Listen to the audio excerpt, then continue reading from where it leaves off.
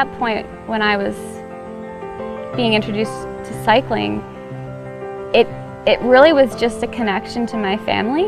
It was a way to come home from school and hang out with my brothers, hang out with my dad and all of our friends. And I felt cagey when I was in school.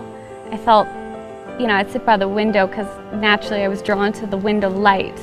And I would just look out the window and then watch the clock, and look out the window and watch the clock, and it couldn't go fast enough because we'd go for group rides or night rides, and that was my outlet. It was my my social life. It was, a lot of memories made those first few years riding when I first started, when I was really young.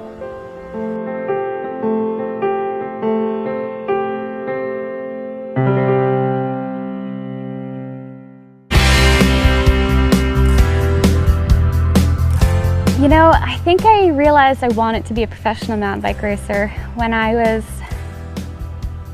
say about 15 or 16 years old. So I had done it totally for fun up to that point, and I had been going to, long before I was allowed to race the World Cups, I was going to Mount St. Anne with my family every year.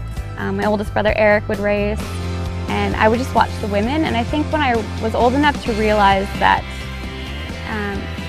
the sport evolved so quickly, and just seeing how fast you could actually be and how competitive women can get, that was just like fueling my fire.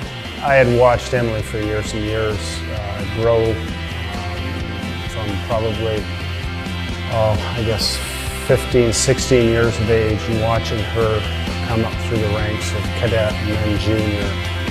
Emily certainly was, I'd say, our most success story that's come through us. But in all fairness for Emily, it wouldn't have mattered if she was with me or with someone else. She was always destined to be a great racer. In the early stages, when we were all really young, we would all ride our bikes together, going out for training rides after school, night rides.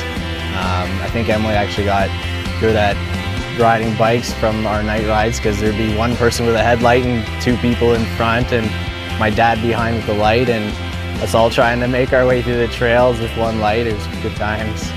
Yeah, I think Emily having two older brothers to look up to and push herself really helped. I mean, she obviously wanted to be just like us and push herself, and just probably told herself over and over again, if they can do it, I can do it. Like, nothing would stop her. She was always there, I know she'll do it.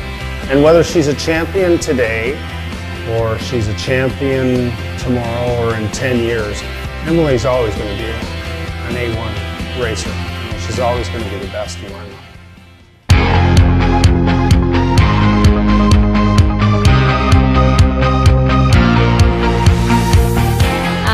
Yeah, I went to the line with my goal in mind, but to stay calm, stay focused, but able to smile was still going through my head, of course. And I really just found a rhythm quite early in the race, and just really just racing my own race quite early. And being a home course, so close to home, I think I maybe did 21 laps, but yeah, I knew the course so well, and I was just ready to make it happen. It's going well.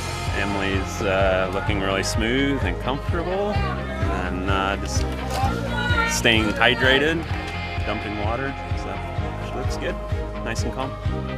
Go Emily, minute 20, come on, nice and steady, nice and steady. Really good, yeah. She's going on to her 4th lap now, and she's got the gap up to minute 10, and looking really steady and strong. Nice and consistent in the single track, not making any mistakes, and yeah, really strong. So far so good.